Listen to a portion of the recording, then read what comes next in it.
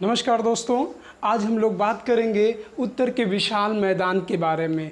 पिछली क्लास में भी उत्तर के विशाल मैदान के बारे में बताया था। वहाँ पर उत्तर के विशाल मैदान की संरचना के बारे में बात किया था। और यहाँ पर आज हम बात करेंगे उत्तर के विशाल मैदान के प्रकार के बारे में कि वो कितने प्रकार से बांटा गया है। तो उत्तर का पहला क्वेश्चन यहाँ से पूछा जाता है, उत्तर का जो विशाल मैदान है उसको कितने भागों में बांटा जाता है।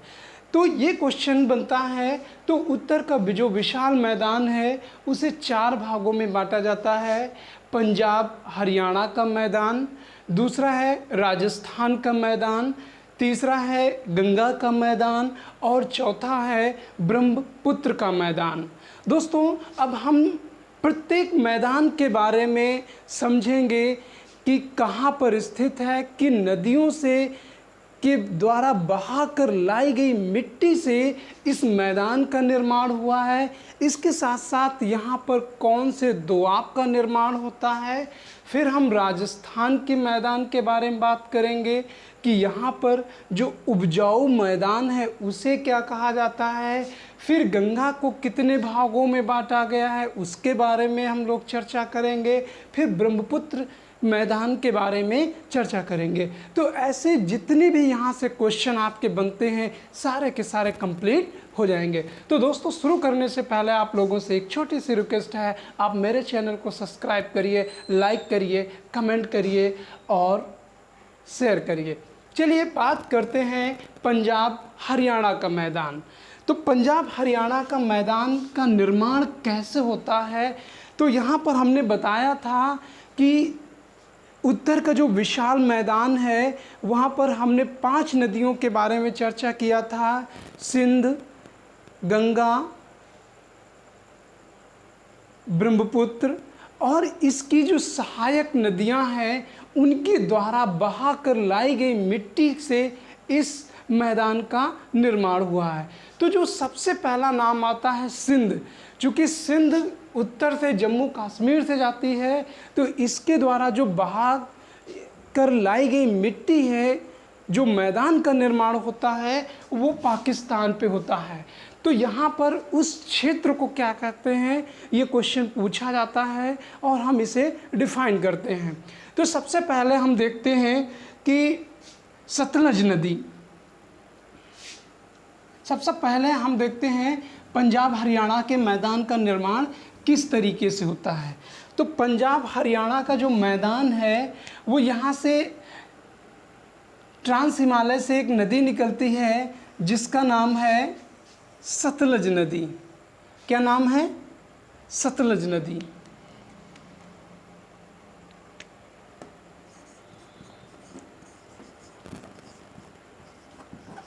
अब यहाँ पर कैसे कैसे क्वेश्चन पूछे जाते हैं कि सतलज और इसकी सहायक नदी जो ब्यास है, इसका नाम है ब्यास।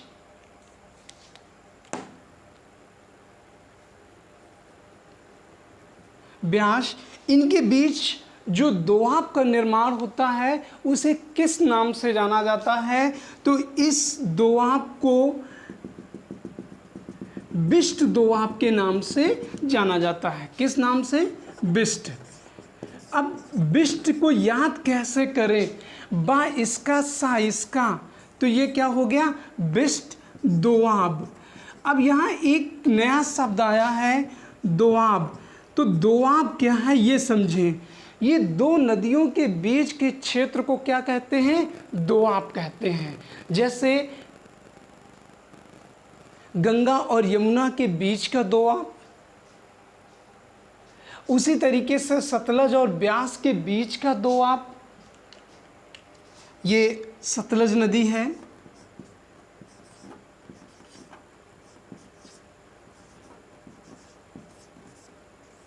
तो सतलज नदी। अब इसी के उत्तर में एक दूसरी नदी है रावी नदी। कौन सी नदी है? और रावी कहाँ से निकलती? हिमाचल प्रदेश से। और इस नदी का नाम क्या है? रावी रोहतांग दर्रे से निकलती है। और रावी और ब्यास के बीच के दोआब को किस नाम से जाना जाता है?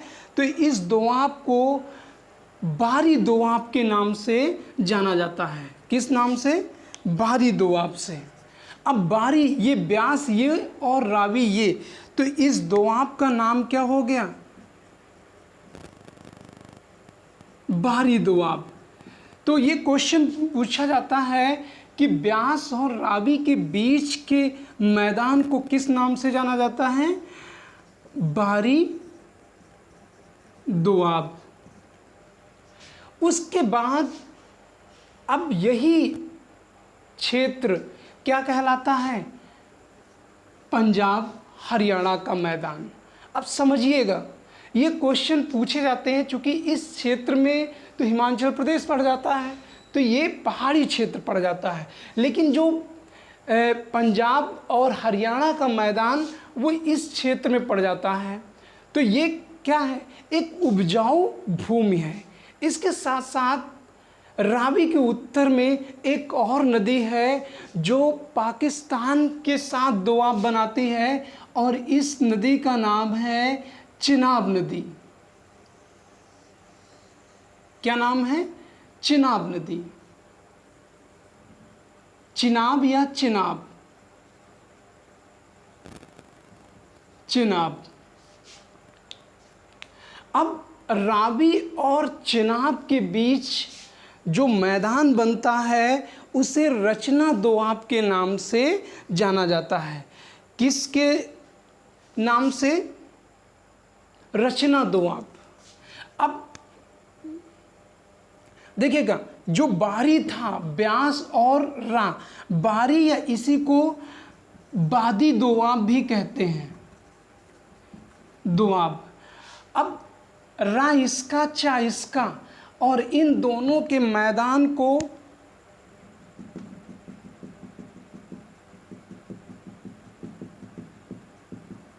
रचना दोआब कहते हैं। क्या कहते हैं? रचना दोआब। रचना दोआब। अब प्रश्न ये पूछा जाता है, रचना दोआब की नदियों के बीच का क्षेत्र है, तो चिनाब और रावी नदियों के बीच का क्षेत्र क्या कहलाता है? रचना दोआब। अब इसके ऊपर एक और नदी है जिसका नाम है झेलम। क्या नाम है? झेलम। झेलम। और झेलम और चिनाब के बीच भी एक दोआब बनता है, क्योंकि दो नदियों के बीच के क्षेत्र को क्या कहते हैं? दोआब कहते हैं। और जो झेलम और चिनाब के बीच का दोआब बनता है उसको हम प्लस से डिफाइन कर देते हैं, और इस क्षेत्र को चाज, देखिए चा इसका, चिनाब का, और जे झा इसका, तो इस मैदान को चाज दोआब कहा जाता है। तो सबसे पहले कौन सा आया? बिष्ट दोआब। फिर कौन सा आया? ये नीचे से देखेंगे, सबसे पहले बिष्ट दोआब, फिर बारी दोआब, ये इसी को बादी दोआब कहते हैं। और इस क्षेत्र को क्या कहते हैं? रचना दोआब। यहाँ आप लिख भी सकते हैं,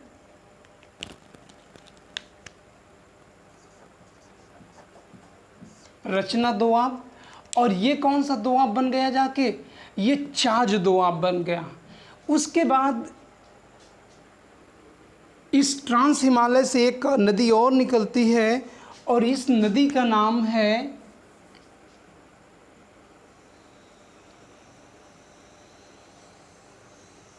सिंधु नदी।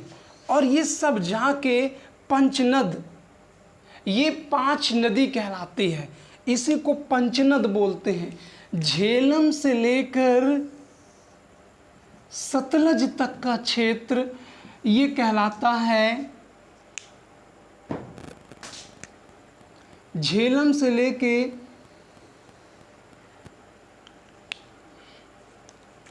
सतलज तक ये क्षेत्र कहलाता है पंचनद।